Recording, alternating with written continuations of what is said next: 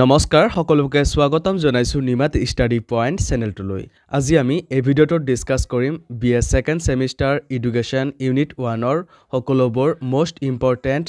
1 আৰু 2 নম্বৰৰ অতি সমূহ প্ৰশ্ন উত্তৰ যদি তুমি এতিয়ালৈকে এই চেনেলটো সাবস্ক্ৰাইব কৰা নাই তেন্তে প্লিজ চেনেলটো সাবস্ক্ৰাইব কৰি দিবা আৰু এইটো ভিডিঅ' তোমালোকৰ বন্ধু-বান্ধৱী অথবা তোমালোকৰ এডুকেশ্যনৰ হোৱাটছআপ গ্ৰুপত শ্বেয়াৰ কৰি দিবা মৰমৰ ছাত্ৰ-ছাত্ৰীসকল এইটো ভিডিঅ'ৰ ডেসক্ৰিপশ্যনত বিএ সেকেন্ড সেমিস্টাৰ এডুকেশ্যনৰ সকলো ইউনিটৰ ভিডিঅ'ৰ প্লেলিষ্টৰ লগতে পিডিএফৰ লিংক দিয়া আছে তাত ক্লিক কৰি তোমালোকে পিডিএফটো ডাউনলোড কৰি লৈ ল'বা তাত সকলো ইউনিটৰ প্ৰশ্ন উত্তৰ বিশদভাৱে আলোচনা কৰা হৈছে সো বলা তেন্তে বেছি পলম নকৰি আজিৰ ভিডিঅ'টো আমি আৰম্ভ কৰোঁ কোৱেশ্চন নম্বৰ 1 নিম্নলিখিত উক্তিসমূহ উপযুক্ত উত্তৰেৰে খালি ঠাই পূৰ্ণ কৰা ক মনোবিজ্ঞান হৈছে মানৱ দেশ বিজ্ঞান এনসাৰ মনোবিজ্ঞান হৈছে মানৱ আচৰণ সম্বন্ধীয় বিজ্ঞান খ ডেকাৰ্টৰ মতে মনোবিজ্ঞানৰ বিষয়বস্তু হল দেশ এনসাৰ ডেকাৰ্টৰ মতে মনোবিজ্ঞানৰ বিষয়বস্তু হল মন গ শিক্ষা মনোবিজ্ঞান এক দেশ বিজ্ঞান এনসাৰ শিক্ষা মনোবিজ্ঞান এক আচৰণমূলক বিজ্ঞান ঘ দেশৰ মতে শিক্ষা মনোবিজ্ঞান শিক্ষাৰ বিজ্ঞান এনসাৰ পিলৰ মতে অঙ উৎপত্তিগত অৰ্থৰ দিশৰ পৰা মনোবিজ্ঞান হৈছে দেশ বিজ্ঞান এনসাৰ উৎপত্তিগত অৰ্থৰ দিশৰ পৰা মনোবিজ্ঞান হৈছে আত্মাৰ বিজ্ঞান কোৱেশ্চন নম্বৰ 2 নিম্নলিখিত উক্তিসমূহ শুদ্ধ নে অশুদ্ধ লিখা ক প্ৰথম অৱস্থাত আত্মবিষয়ক আলোচনাক মনোবিজ্ঞান বুলি কোৱা হৈছিল এনসাৰ শুদ্ধ খ 1879 চনৰ পৰা শিক্ষা মনোবিজ্ঞান স্বতন্ত্ৰ হিচাপে স্বীকৃতি লাভ কৰিছে এনসাৰ শুদ্ধ গ উন্দে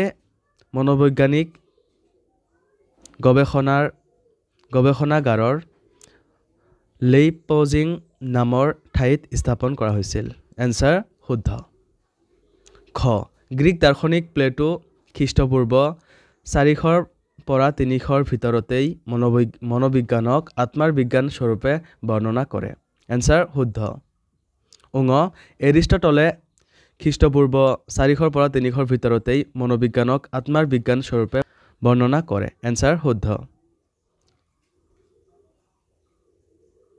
কোৱেশ্চন নম্বৰ 3 মনোবিজ্ঞানৰ ইংৰাজী প্ৰতিশব্দ কি এনসাৰ মনোবিজ্ঞানৰ ইংৰাজী প্ৰতিশব্দ হল সাইকোলজি কোৱেশ্চন নম্বৰ 4 মনোবিজ্ঞানত সাইকি শব্দৰ অৰ্থ কি এনসাৰ মনোবিজ্ঞানত সাইকি শব্দৰ অৰ্থ হল মন বা আত্মা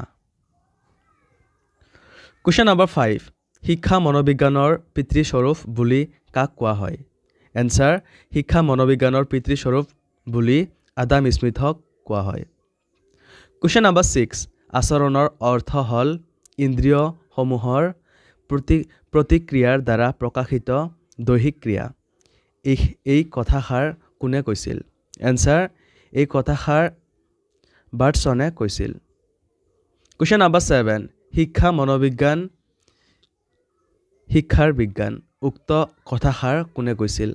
এনসাৰ উক্ত কথাষাৰ পিলে কৈছিল কোৱেশ্চন নম্বৰ 8 প্ৰথমে মনোবিজ্ঞানে ইয়াৰ আত্মাক হেৰুৱালে পিছত মনক হেৰুৱালে ইয়াৰ পিছত সচেতনক হেৰুৱালে তথাপি ইয়াৰ এক প্ৰকাৰৰ আচৰণ ভৰ্তি আছে কোনে এই মন্তব্য কৰিছিল এনসাৰ মনোবিদ উদৰ্থে ৰসিকতা কৰি এই মন্তব্য কৰিছিল কোৱেশ্চন নম্বৰ 9 মনোবিজ্ঞান হৈছে এক বিজ্ঞান যি সকলোবোৰ জীৱৰে আচৰণৰ প্ৰকৃত জ্ঞান আৰু তাৰ নিয়ন্ত্ৰণ সম্বন্ধে জনাবলৈ বিচাৰে কোনে এই মন্তব্য কৰিছিল এনসাৰ উইলিয়াম মেকডুগলে এই মন্তব্য কৰিছিল কোৱেশ্চন নম্বৰ 10 মানুহৰ অচেতন মনৰ ওপৰত কৰা অধ্যয়নেই হল মনোবিজ্ঞান উক্ত কথাষাৰ কোনে কৈছিল এনসাৰ উক্ত কথাষাৰ ডক্টৰ সিগমণ্ড ফ্ৰয়ডে কৈছিল কোৱেশ্চন নম্বৰ 11 পৰিৱেশৰ লগত সম্বন্ধ ৰাখি ব্যক্তিয়ে কৰা আচৰণেই হল মনোবিজ্ঞান এই উক্তিটি কোনে কৈছিল এনসাৰ এই উক্তিটি মনোবিদ উদৰ্থে কৈছিল কুৱেশ্যন নম্বৰ 12 মনোবিজ্ঞানে পৰিৱেশৰ লগত ব্যক্তিৰ সমাযোজন পৰিণতিক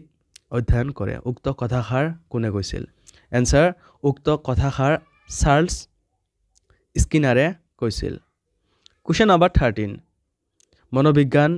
হৈছে আচৰণ সম্বন্ধীয় বিজ্ঞান এই উক্তিটি কোনে কৈছিল এনসাৰ এই উক্তিটি মনোবিদ জে.বি. বাচনে কৈছিল কুৱেশ্যন নম্বৰ 14 মনোবিজ্ঞান হৈছে মানুহৰ ব্যৱহাৰ আৰু মানুহৰ সম্বন্ধসমূহৰ অধ্যয়ন ক্ষেত্ৰ উক্ত কথাষাৰ কাৰ এনসাৰ উক্ত কথাষাৰ ক্ৰ আৰু ক্ৰৰ কুৱেশ্যন নম্বৰ 15 মনোবিজ্ঞান হৈছে জীৱিত প্ৰাণীয়ে বহিঃজগতৰ আন প্ৰাণীৰ লগত সম্বন্ধ স্থাপন কৰোঁতে প্ৰদৰ্শন কৰা আচৰণৰ বিজ্ঞানসন্মত অধ্যয়ন এই উক্তিটি কোনে কৈছিল এনসাৰ এই উক্তিটি জাৰ্মান মনোবিদ কক্কায়ে কৈছিল কুৱেশ্যন নম্বৰ 16 মনোবিজ্ঞান আচৰণ আৰু মানসিক প্ৰক্ৰিয়াৰ বিজ্ঞানসন্মত অধ্যয়ন এই উক্ত কথাষাৰ কোনে কৈছিল এনসাৰ উক্ত কথাষাৰ ফেল্টমনে কৈছিল কুৱেশ্যন নম্বৰ 17 মনোবিজ্ঞান মানুহৰ আচৰণৰ বিজ্ঞান আৰু ইয়াৰ বিষয়বস্তু হৈছে মানুহে কি কৰিব লাগে আৰু কেনেকৈ আৰু কিয় তেওঁলোকে কৰে এই উক্তিটি কোনে কৈছিল এনসাৰ এই উক্তিটি গেৰেটে কৈছিল কুৱেশ্যন নম্বৰ 18 পৰিৱেশৰ লগত সংগতি ৰাখি ব্যক্তিৰ সকলো কাৰ্যৰ বিজ্ঞানসন্মত অধ্যয়নেই হৈছে মনোবিজ্ঞান উক্ত কথাষাৰ কোনে কৈছিল এনসাৰ উক্ত কথাষাৰ উডৰ্থে আৰু মাৰ্কুইছে কৈছিল কুৱেশ্যন নম্বৰ 19 শিক্ষা মনোবিজ্ঞান হৈছে শিশুৰ শিক্ষা সম্বন্ধীয় বৃদ্ধি আৰু বিকাশ সম্বন্ধে কৰা এক প্ৰণালীবদ্ধ অধ্যয়ন এই উক্তিটি কোনে কৈছিল এনসাৰ এই উক্তিটি ষ্টিফেনে কৈছিল কুৱেশ্যন নম্বৰ 20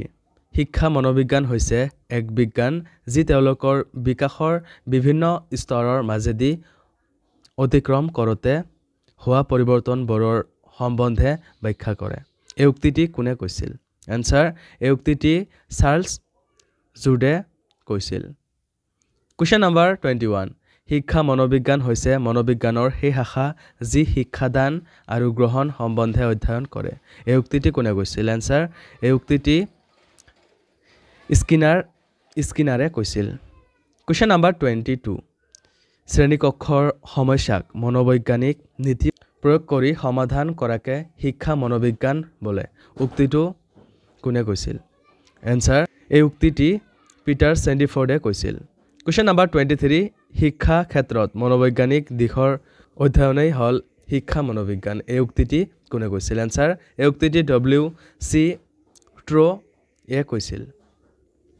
কুৱেশ্যন নম্বৰ 24 শিক্ষা মনোবিজ্ঞানে জন্মৰ পৰা বয়স্ক কাললৈকে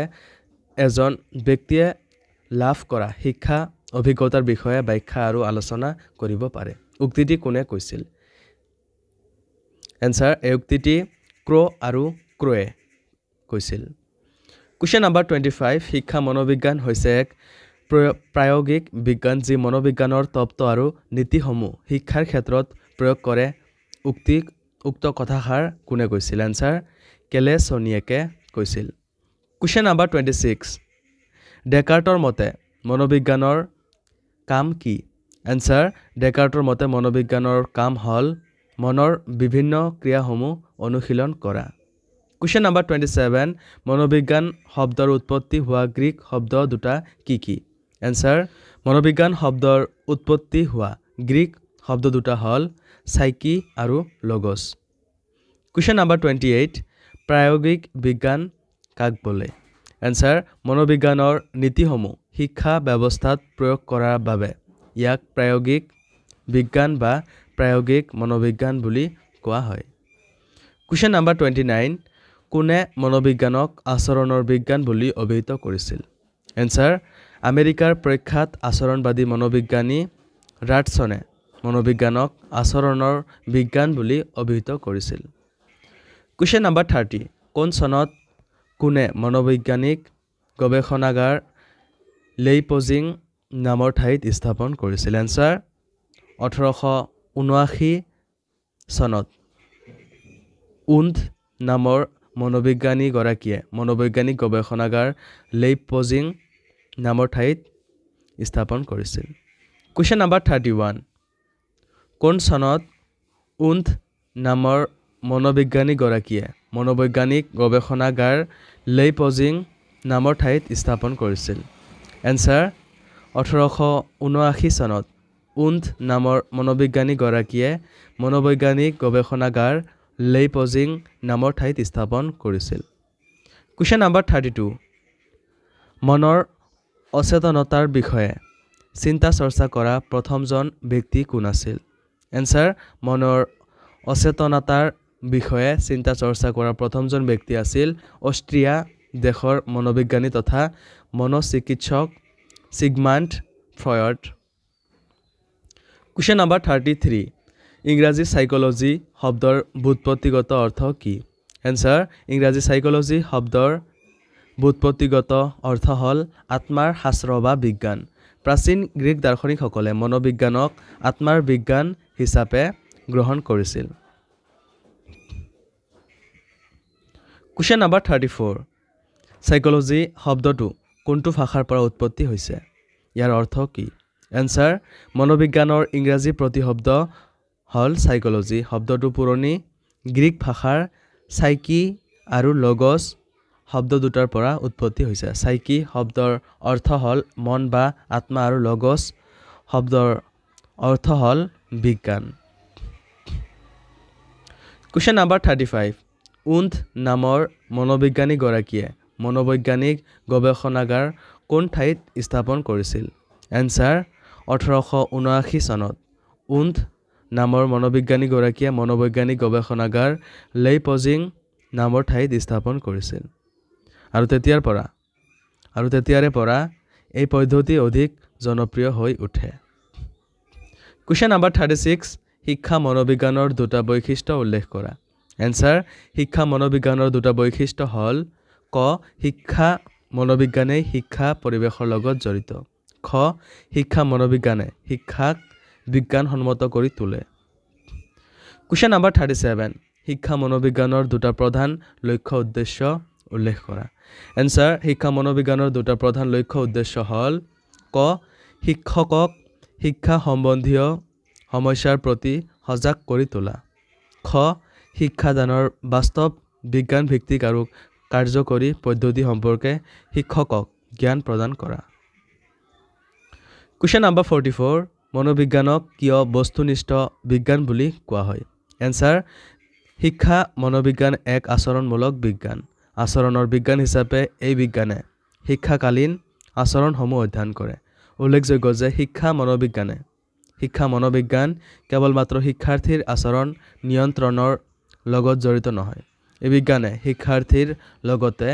শিক্ষক আৰু শিক্ষাৰ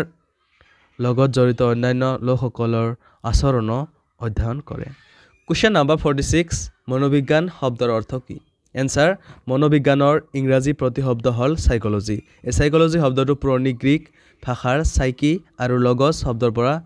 শব্দ দুটাৰ পৰা উৎপত্তি হৈছে সাইকি শব্দৰ অৰ্থ হল মন বা আত্মা আৰু লগছ শব্দৰ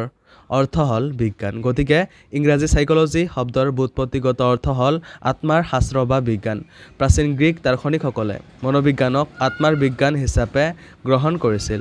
তেওঁলোকে মনক আত্মাৰ অংগীভূত বুলি বিবেচনা কৰিছিল কুৱেশ্যন নম্বৰ 47 শিক্ষাদান প্ৰক্ৰিয়াত শিক্ষা মনোবিজ্ঞানৰ দুটা গুৰুত্ব বা প্ৰয়োজনীয়তা উল্লেখ কৰা এনসাৰ শিক্ষাদান প্ৰক্ৰিয়াত শিক্ষা মনোবিজ্ঞানৰ দুটা গুৰুত্ব বা প্ৰয়োজনীয়তা হল ক শিক্ষাদানৰ লক্ষ্যত উপনীত হোৱাৰ বাবে শিক্ষা মনোবিজ্ঞান অধ্যয়নৰ প্ৰয়োজন খ ছাত্ৰ ছাত্ৰীক উপযুক্ত নিৰ্দেশনা আৰু পৰামৰ্শ প্ৰদান কৰাৰ বাবে শিক্ষা মনোবিজ্ঞান অধ্যয়নৰ প্ৰয়োজন মৰমৰ ছাত্ৰ ছাত্ৰীসকল আজিলৈ এইখিনিয়ে আশা কৰোঁ এই ভিডিঅ'টো তোমালোকক সহায় কৰিছে যদি ভিডিঅ'টো ভাল লাগিছে তেন্তে এইটো ভিডিঅ' তোমালোকৰ বন্ধু বান্ধৱী অথবা তোমালোকৰ এডুকেশ্যনৰ হোৱাটছআপ গ্ৰুপত শ্বেয়াৰ কৰি দিবা চেনেলটো যদি এতিয়ালৈকে ছাবস্ক্ৰাইব কৰা নাই তেন্তে প্লিজ চেনেলটো ছাবস্ক্ৰাইব কৰি দিবা মৰমৰ ছাত্ৰ ছাত্ৰীসকল এইটো ভিডিঅ'ৰ ডেছক্ৰিপশ্যনত BA ছেকেণ্ড ছেমিষ্টাৰ এডুকেশ্যনৰ সকলো ইউনিটৰ ভিডিঅ'ৰ প্লেলিষ্টৰ লগতে PDF লিংক দিয়া আছে তাত ক্লিক কৰি তোমালোকে পিডিএফটো ডাউনলোড কৰি লৈ ল'বা তাত সকলো ইউনিটৰ প্ৰশ্ন উত্তৰসমূহ বিশদভাৱে আলোচনা কৰা হৈছে ধন্যবাদ